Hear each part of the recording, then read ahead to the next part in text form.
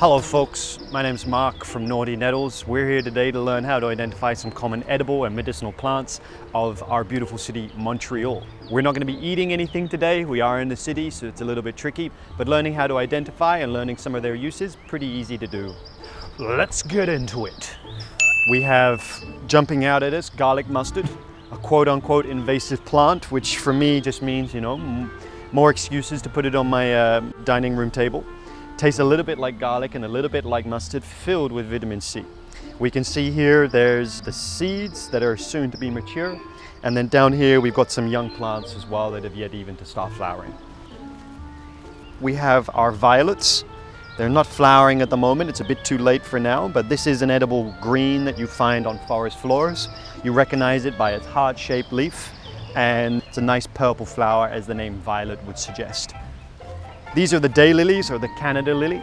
This is in the same family as your onions and your garlic, so it does have a mild oniony taste. You can eat the stem when it's not flowering, just like this part down here. If you pull it out, it'll look a lot like a leek. You can also eat the flowers when they're open. I like to remove the pollen from them. You can also eat the unopened flower pods when they're still young flowers. Really a bit hard to see, but it's there, escaping from the gardens, right here. One way to recognize your mints: rub the leaf, have a smell. If it smells like toothpaste, which this one certainly does, then you've got yourself a mint. Here are the hostas. These, when they're a lot smaller and rolled up in early spring, when there's still snow on the ground, these are edible as well. We also have Virginia creeper, close relative to our grape, although not edible for us, but it does feed a lot of the birds and the bees, so it's nice to have around very much. And then coming up here, this is Saskatoon berry, very tasty berry found throughout parks all around Montreal. We can eat it fresh, or you can eat it cooked like you would do with your normal berries.